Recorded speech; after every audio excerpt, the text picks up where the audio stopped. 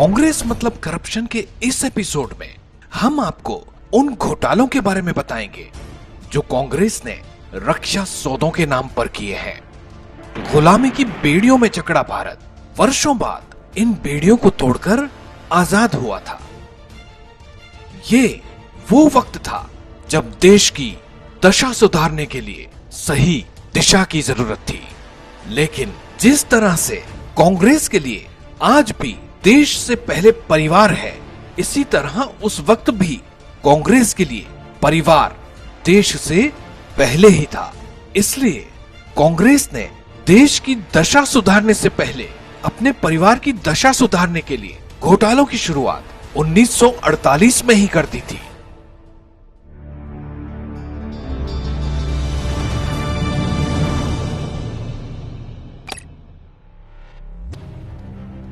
England के साथ भारत ने 1500 जीप की डील साइन की थी, लेकिन भारत को सिर्फ 155 जीप मिली, जिनमें से अधिकतर तय मानकों को पूरा ही नहीं करती थी। इस घोटाले के बाद कांग्रेस का किरदार उस जानवर की तरह हो गया था जिसके मुंह को खून लग चुका था। पिता की विरासत को आगे बढ़ाते हुए नेहरू की बेटी इंदिरा गांधी ने भी घोटालों की नींव को मजबूत करने का काम किया।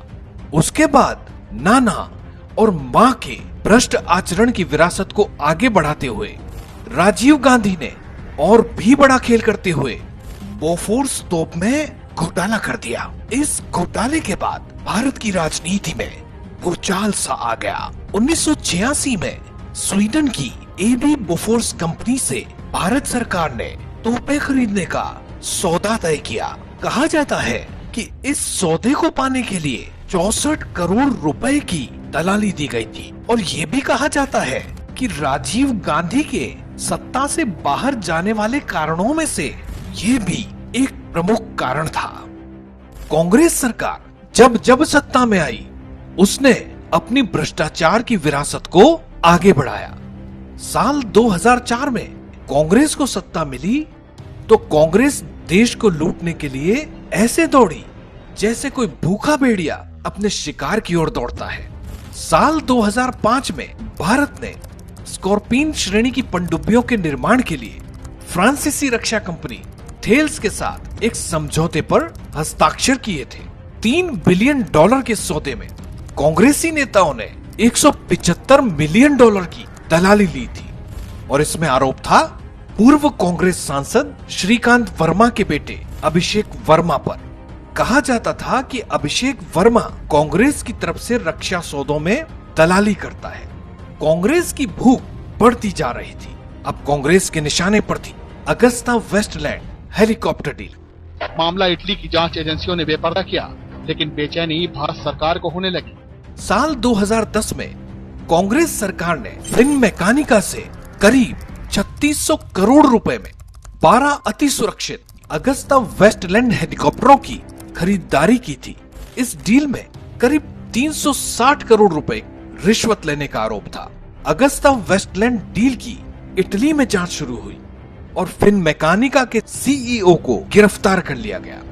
मीडिया रिपोर्ट्स के मुताबिक इटली की अदालत में इस मामले की सुनवाई के दौरान कांग्रेस के कई नेताओं के नाम इस डील में सामने आए।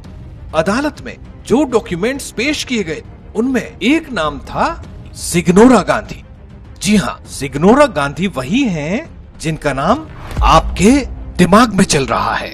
सोनिया गांधी के अलावा इस डील में पूर्व प्रधानमंत्री मनमोहन सिंह, अहमद पटेल, वीरप्पा मोइली, केएम नारायणन और ऑस्कर फर्नांडिस का भी नाम सामने आया था। इसके अलावा कांग्रेस सरकार में टाटा ट्रक का भी घोटाला हुआ, जिसका खुलासा पूर्व सेनाध्यक्ष वीके सिंह ने 2011 में किया। उन्होंने बताया कि टाटा ट्रक खरीद की स्वीकृति देने के लिए उन्हें 14 करोड़ रुपए की रिश्वत की पेशकश की गई थी, जिसे उन्होंने ठुकरा दिया था। इससे पहले 1986 में खरीदे गए 700 ट्रकों की गुणवत्ता और कीमत को लेकर भी सवाल उठे थे, जिन्हें कांग्रेस ने दबा दिया था। बारी बारी से बेपर्दा होते घपलों को देख अब तो ये शक होने लगा है कि सरकार जितने सौदे करती है उनमें दाल में काला नहीं होता, बल्कि पूरी दाल ही काली होती है। घोटाला करना कांग्रेस की रग रग में है। लेकिन उन मामलों में घोटाला करना जो देश की रक्षा, देश के जवानों की सुरक्षा से जुड़े हों, यह बताता है कि देश के साथ गद्दारी तो हुई है। कांग्रेस मतलब करप्शन के अगले एपिसोड में देखिए। The ISRO Devas deal, CBI has filed an FIR. The murky deal now spelling more trouble for the UPA government, during which the deal was finalized. जिसे सुप्रीम कोर्ट ने कहा था जहरीला फ्रॉड।